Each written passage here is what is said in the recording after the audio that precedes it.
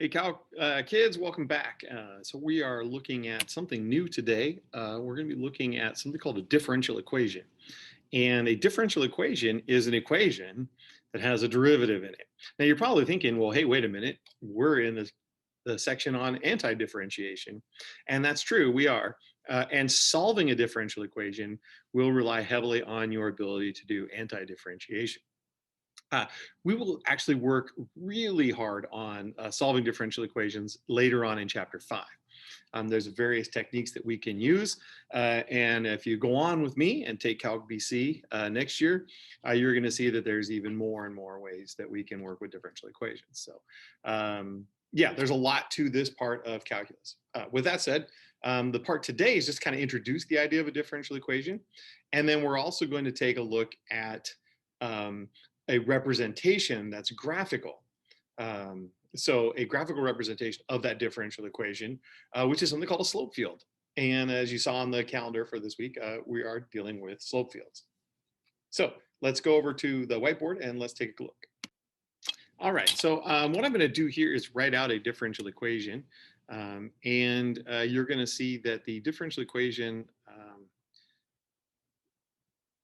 is usually written as dy dx equals some function, maybe 1/2 x plus 1, for example. It can be basically any function that is the derivative of one of your functions. So that's the idea behind a differential equation. And as you probably have guessed, there's a way to solve this differential equation. So we're going to take a look at the solving of these things later. What I want to get to is the slope field. And the slope field is the graphical representation of this differential equation. What they usually look like are, if you imagine an axis, let's get our axes up here, like so, and like so. And if I am just drawing in a few points, 1, 2, 3, -1, -2, -3. Ooh, oh, not that far over. -3, and -1, -2, and -3. Then what I'm going to do is picture each one of these points as being input into my differential equation.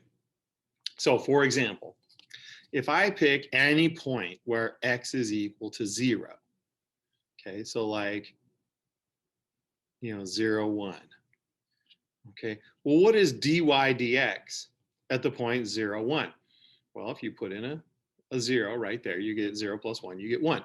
So at that point, 0, 1, what I'm going to do is draw a small little piece of line segment with a slope of 1. So something like this. Okay. And then similarly, if I go to the point, say, 0, 2. Okay, well, again, 0 is being inputted here for x, so we go 0 plus 1. We get a slope of 1 there as well. So you can see I would draw, oh, I meant to make that, I wanted that to be red. Why is it not red? Because you didn't choose red, that's why. There we go. And I think you can see that here at 0, 3, we would also have positive 1 slope. We would have a positive 1 slope here at 0, 0, at 0, -1. Everywhere on the y-axis, the slope is 1. So I just draw a little tiny segment that shows my slope of 1. Okay, now let's pick a different value for x.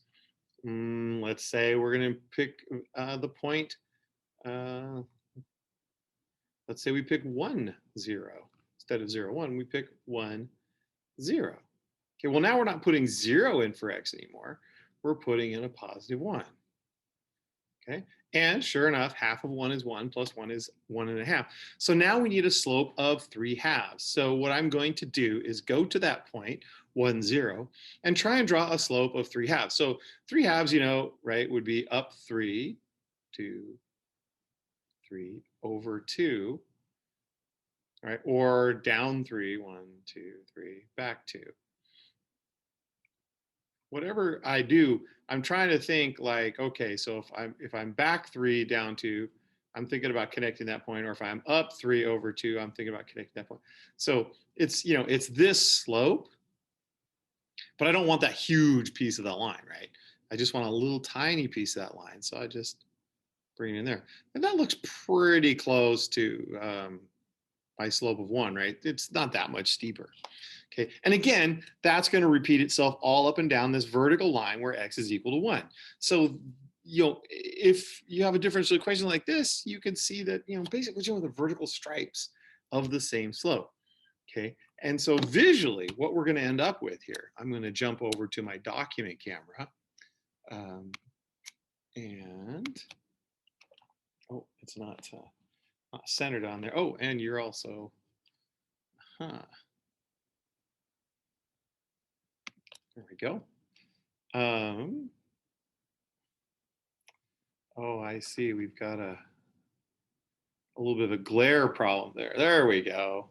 Oh, and I have my virtual background turned on. Hold on, I better turn that off. Darn it. I know that's awfully fun, but it's confusing things right now. Let's turn that off.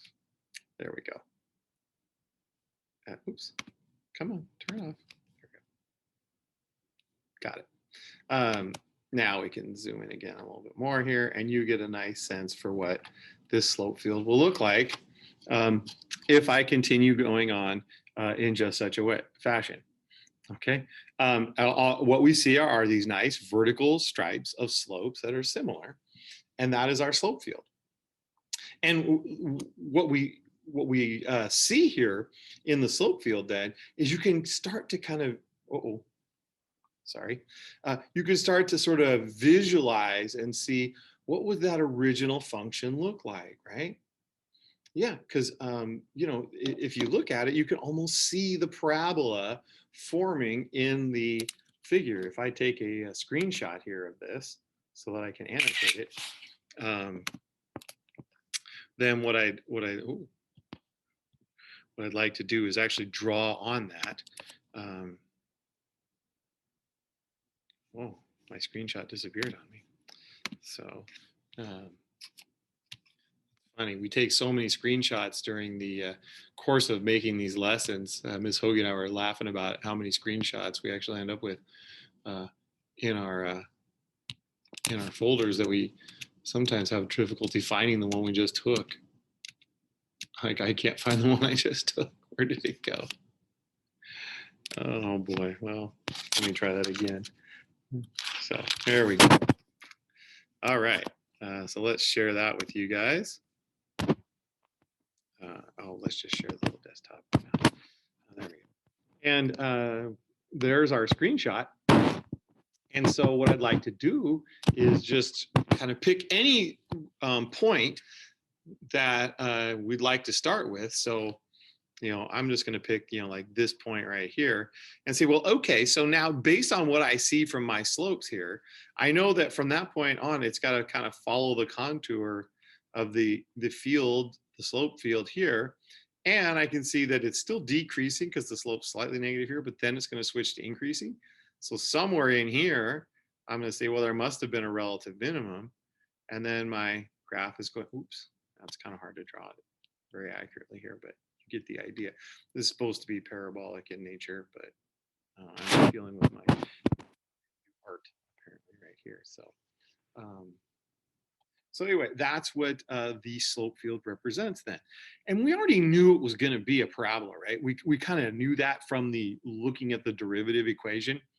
Remember our derivative equation, come back here, was dy dx equals 1/2 x plus 1. You know how to find out what that's from, right? You could integrate that, right? 1/2 x plus 1, okay, right? That's going to give you 1/4 x squared plus x plus c. And we actually got to see that on the differential equation graph. I picked one point on the differential equation graph. You could pick many points on the differential equation graph, and you would still get the same shape, just vertically right? That parent function just moves up and down as we start to move around on our graph. I picked this point here. Well, why not pick this point over here, or pick this point over here? Okay, or one of the ones over here, right? It doesn't matter which one I pick. I'm going to end up on some. Ooh, boy, it's so hard for me to draw these. I'm so sorry, guys. I'm going to pick that function or this function. Oh boy! But hopefully, what you get the idea that what we're seeing here, repeated over and over again, are just different versions of the same graph, just shifted up or down vertically. You you don't really have to know which one it is right now, because they haven't given us those conditions that we need to get that particular solution. If they do give you a particular solution, if you do get that question, okay, and you will get that question, then it becomes a matter of, can you narrow it down to solve for that specific answer. Let me go back to my whiteboard for a second. If I go back to my function here, where I had my original differential equation, dy dx is 1/2 x plus 1, and I said, okay, so that's the differential equation. We saw the slope field for it. Maybe I say, but I want the particular solution to this differential equation, okay, that goes through the point 4, 2. Okay, well, I can figure out what that particular solution looks like. Okay, I could graphically show it. You could definitely see it graphically. If I just go over to my graph and I say, well, okay, so let's see here. Oops, let me get my pen back. I lost my pen. If I go over 1, 2, 3, 4, up 1, 2. So it's the one that goes through this point right here. Okay, that's actually pretty similar to the one I've been drawing. You can see it, it comes in through here. It's going to flatten out. It's going to come back up. Oh, then my hand wiggled on the trackpad. Sorry. But that's what our parabola has to look like. That goes through 4, 2. Okay. Well, what is that specific equation actually going to be? I don't know. Let's find out. Oh, let me get to my whiteboard got covered up by the other graphic. There we go. All I'm going to do is take that. What happened on my whiteboard? Oh, it was on my other monitor, and that's a little bit bigger. I'm just going to take 4, 2 and plug it into the equation I got, right? This was, oh, come on, where's the pen? There we go. This was saying y equals this equation, so I know y is 2 when x is 4. That's supposed to be a squared. Okay, sorry. And so we get 2 equals 1/4 of 4 squared. Well, that's 4 plus 4 plus c. Well, c is going to be -6. So, oh man, I didn't do a very good job of drawing that graph at all, did I, when I was sketching it out on there? Yeah, because I'm really supposed to be graphing this guy, 1/4 x squared plus x minus 6. Well, can't fault the guy for trying, right? On your graphing calculator, you can enter in a particular solution graph usually. 1/2 x plus 1, okay. 4, 2. There we go. And we get, oh, wrong thing here. Go back to the Elmo.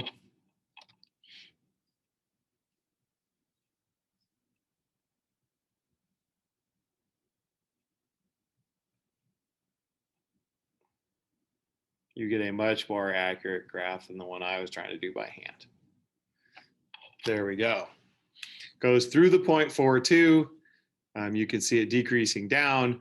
You can't quite see the bottom of it there, but you get the idea that there's how you would draw the graph through there. All right. That is basically it for slope fields. Now, today's homework, we have 2 problems out of the textbook. You actually can go to a website in our, oh wait, you're looking at the tiny version there. There's the bigger version. I'm sorry, I still have this other thing up there. You can actually go to our textbook's website. It's actually a graph called mathgraphs.com. And you can download, for today's homework problems from the textbook, you can actually download the graphs that you're going to need to draw on there. Also part of today's, there is a slope fields worksheet. Well, there is for my class. I think Ms. Hoagie has it in her folder as well for Schoology. And in there, there's a little bit more. There's some drawings on slope fields, just putting in those X and X coordinates. Some of the slope fields that you have in that one have both an X and a Y. Okay, so, while this slope field here was just dependent on X, there are some slope fields that we're going to see that are dependent on X and Y. So you could have, like dy dx equals, let's just do a simple one, X plus Y. Well, then to find the slope at each point, you have to know an X coordinate and a Y coordinate. Okay. Well, that's not so bad. You just plug in the X and Y points for a small section of the XY plane, and you should get exactly what we were doing here. But what you won't see are vertical stripes of the same slope, okay? Because they depend on both X and Y coordinates. In the case of our X plus Y, okay, what you're going to see is it depends on both, so it changes up and down, left and right. What I want you to think about, though, is where would that slope have to be 0, right? Because if the graph is if the slope at each point is X plus Y, okay, then can you kind of envision what that must look like along the line Y equals negative X, right? See, if Y equals negative X, then what you get are 0 slopes. And so you're going to get a diagonal line of 0 slopes. Okay, and so what I wanted you to look at was, if I go to the worksheet for today, okay, you can see that I've actually kind of started you on problem number 3. Okay, now in problem number 3, we have the same differential equation I just said, X plus Y. And what I know is on the line Y equals negative X. So where's my pen? I keep losing my pen tool. I don't know why. On that line, when Y is equal to negative X, right? That's this line right here. We have 0 slope. Oops, I was on the wrong dots. Darn it. This one here. My bad. We have 0 slope up and down that line because, if Y is 1 and X is negative 1, of course, we get 0 slope. If Y is negative 1 and X is positive 1, we get 0 slope. So whenever I'm getting this kind of a slope field equation, I'm thinking about where are the 0 slopes. And then you could see, oh, well, look, if we move away from that line, let's just move to the point, 0, 1. Well, at the point 0, 1, we'd have a positive 1 slope. So again, I'm thinking about the line that has a positive 1 slope like this, okay, that goes through that point. But I'm going to not use the whole thing, right? I'm just going to use a short section of that line, a little tiny line segment, try and keep it slope of 1, right? Okay. If I go to the point 0, 2, my slope's going to be 2. So I'm going to think about a slope of 2, which is up 2 over 1. So it's even steeper, right? Okay. If I go to some other points on this graph, like if I go to -1, 0, you can see I'm going to have a -1 slope. Okay. If I go to -2, 1, I'm going to have a -1 slope. Okay. If I go to -3, +2, I'm a -1 slope. This whole line here has a -1 slope. And so we're going to fill in the graphs here with little tiny line segments of slope for every single one of these points. So you're probably going to want to print this one off so you can draw right on it. If you don't have a printer at home, I would say just, don't feel like you have to do all those points, right? Because that's a lot of points. What is that? 7 dots across by 5 dots, 35 different points. I think that's a little bit extreme if you're drawing it by hand. So, maybe do, 15 to 20 points, kind of centered around the origin. And so you get a feel for how these slope fields are going to work. Let's clear those drawings off. Some of the other equations that you're going to see are all, here's -y over x. Okay. Here are some slope fields that are already drawn out. You get to match them. It's matching, right, with the equations down below.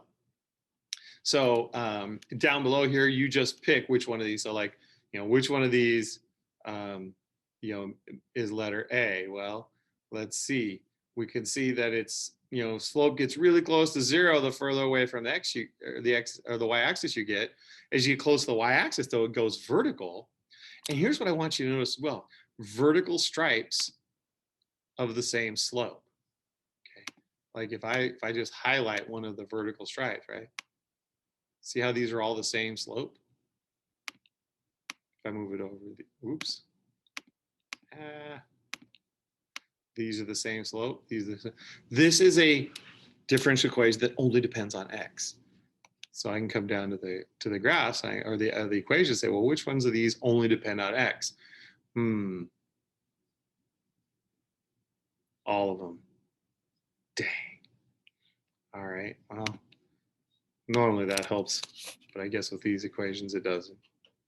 Now you're stuck. Which one of these would be infinity as x gets close to 0? That's only one of them, right? That's got to be number 11. Well, actually, I take that back. Number 14 also is infinity as x gets close to 0, right? Only number 14 goes to -infinity as x gets close to 0. So you get the idea. So try out a couple of points if you're not sure. And then here's the one where it has the vertical stripes or not vertical stripes. None of these are going to be vertical stripes. So you're going to be, again, trying out, looking where the slope's equal to 0, and then seeing what you do from there. All right, guys, that's it for slope fields. They're not bad. Okay, they're really cool representations of these differential equations. And we use them anytime the quantity that we're looking at create some kind of field. So if you're study physics, you're going to learn about electricity and magnetism. Well, electrical currents set up magnetic fields around them. Magnetic objects set up magnetic fields. Gravity, objects with mass set up gravitational fields around them. And you can oftentimes model them with these kind of slope field situations. So, all right. That is it for today. Thanks so much for tuning in. Good luck with class. If we have it, keep an eye on the weather. And if it snows, we still have class. But if the power goes out, you have my permission. You can miss class if your power's out. All right. Thanks so much for hanging out, guys. I will talk to you soon. Bye-bye.